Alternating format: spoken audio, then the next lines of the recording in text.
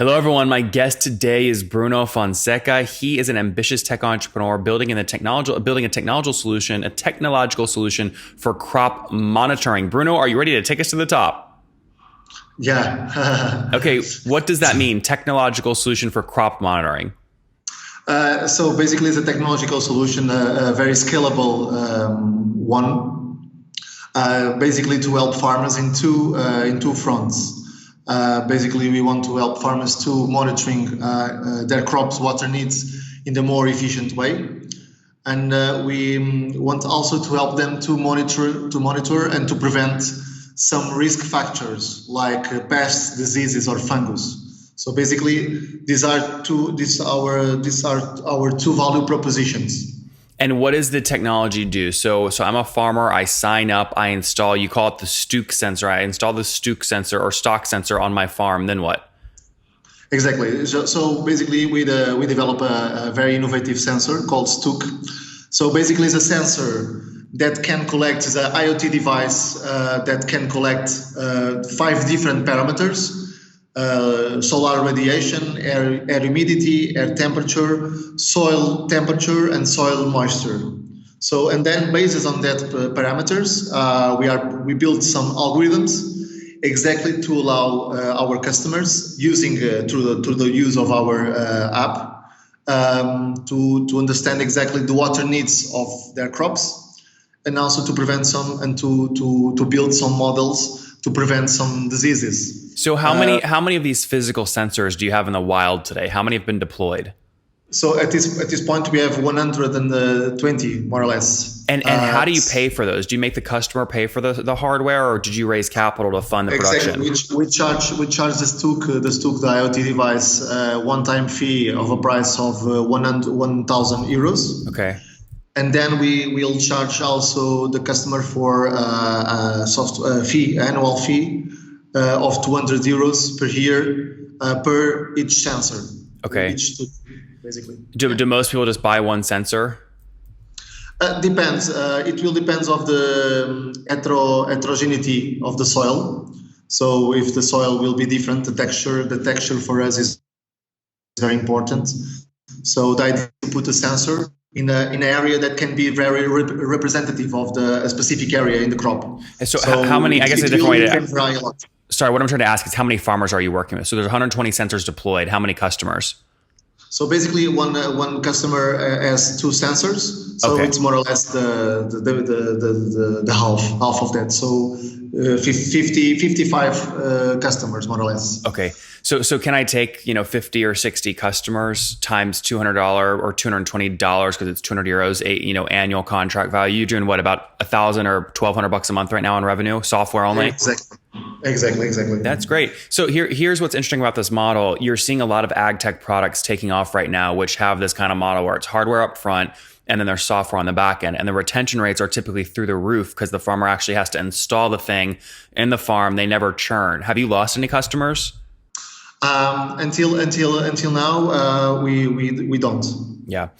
What I was saying is retention's typically through the roof once people actually install, farmers to install the physical software. So churn's usually really, really low.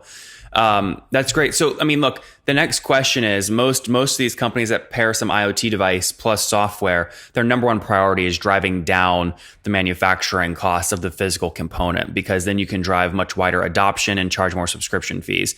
What are your costs right now to produce one of these things, and how do you plan to drive it down, the cost down over time?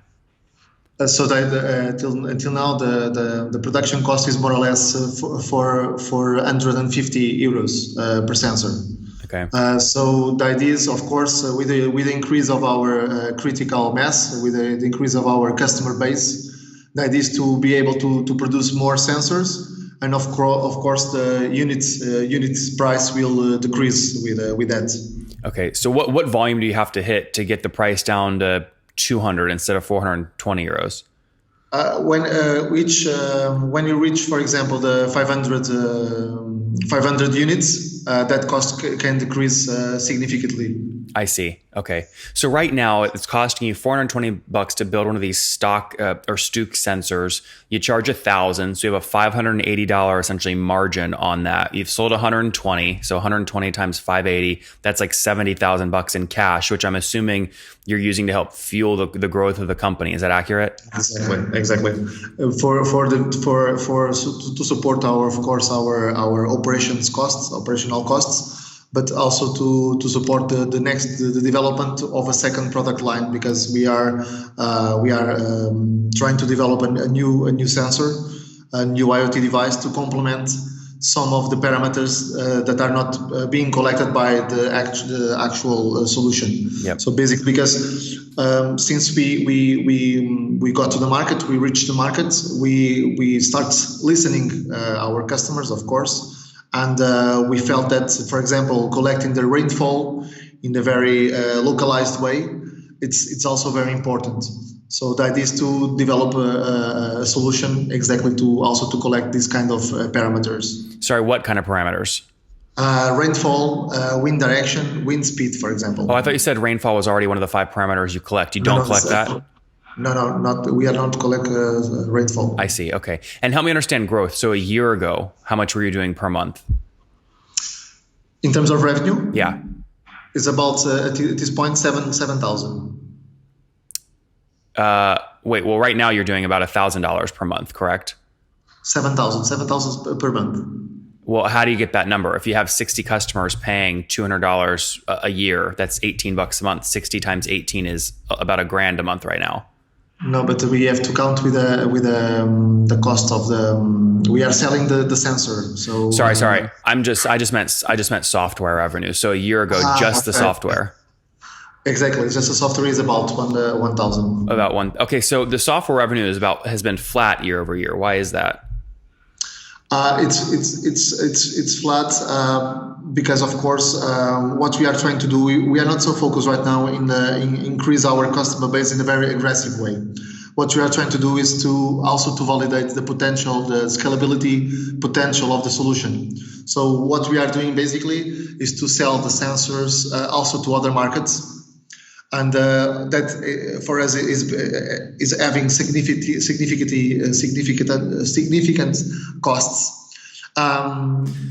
Bruno, your ability to win this space is going to come down to distribution. Like how can you get your sensor cheaply produced into the hands of millions of farmers? How have you gotten your first 60 farmers, and how do you plan to get the next 60? So basically, we are trying to build a connection and to establish a connection with 4 types of entities that can be our channel. So basically, we are trying to contact agronomists, advisory companies, agricultural companies, fertilizer companies, and farmers associations. So basically, we are trying to reach our core targets, the end customer, the youth, the farmer, through these channels. So what we are doing right now, we are identifying some of these entities. Basically, we are mainly consultancy companies, advisory companies. So we are selling, we are using them as prescribers of our solution, because our idea is to position Agroop as a technological company, just a technological company. So we need to find agronomical consulting companies able to resell our products and make the final contact with the end customer. And Bruno, how do you incentivize these farm associations and agronomists? What kickback do you pay them? Basically, we allow them to have a margin over the product, over the sensor, and then we are also sharing with. Well, with how much margin? Sorry. It's 25%. Okay, so 25% of the €1,000. Exactly. Okay. And then we are also sharing a percent commission over the software fee. Of how much? The recurring revenue model. 35%. So it's more or less 70 euros per each fee. Interesting, because it's $200 or €200 for the year. Exactly. Yeah. Okay. So that's good. So I mean, again, it sounds like you know what your target is. Why don't you have 30 of these groups signed up today? Like, what's challenging about getting them to sell your software and your hardware? I think that the biggest challenge right now is the fact that our company is not new in the market. So we need to build some trust level with these kind of agents, because for them it will be very important to represent a product that they know that will work 100%. So of course the product is we are in the beginning, so we have still some things to improve. So we need to build this kind of relation for a while, and it takes always sometimes to build this kind of trust. So what's your team look like today, and who's in charge of those relationships? So we have our team is constituted by 10 people working at full time, and basically we have two business developers responsible to have and to create that connection with the potential channels and potential partners. And so, how are you paying everyone? Because you're not doing a ton of revenue yet. Did you guys raise capital?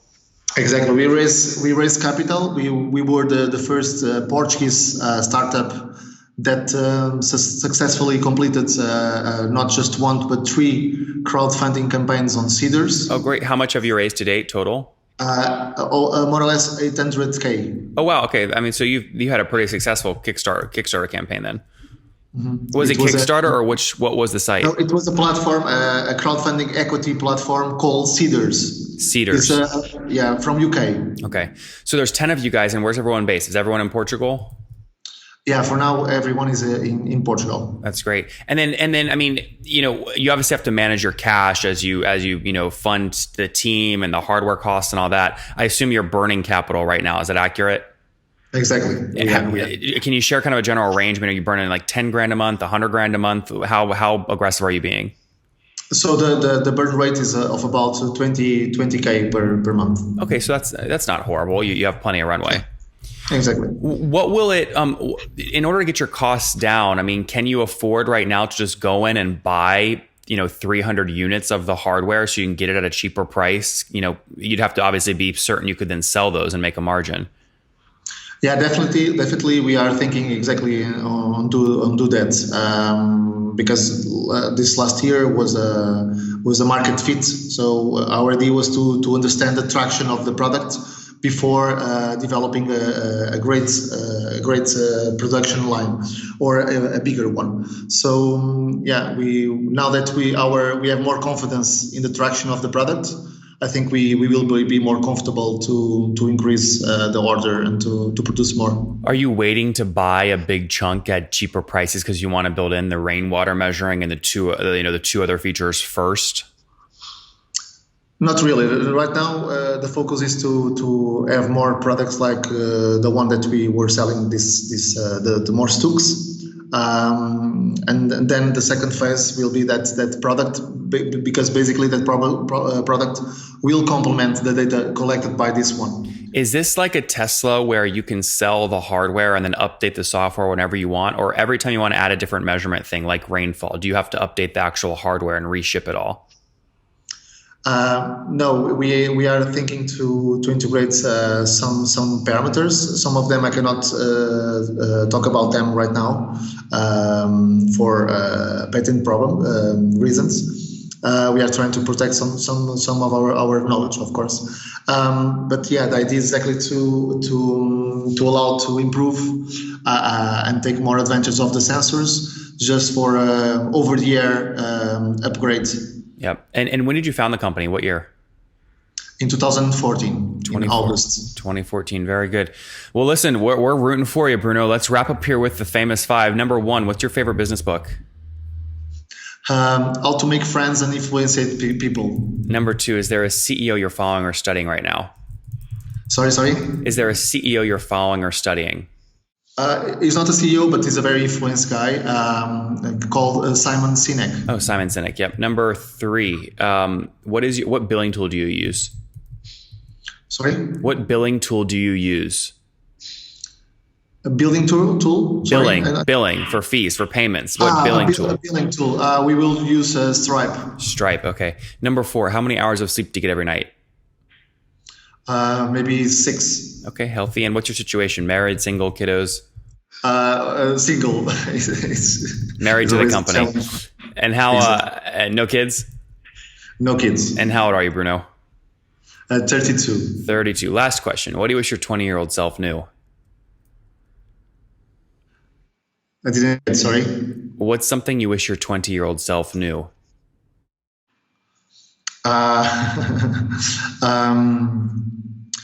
New. I would like to know how to measure attraction in the less expensive way. I would like to know that. Guys, there you have it. Wish you could measure traction in a more efficient way. Launched the company Agroop back in 2014, helping farmers really measure 5 different parameters on the farm so they can grow crops more effectively.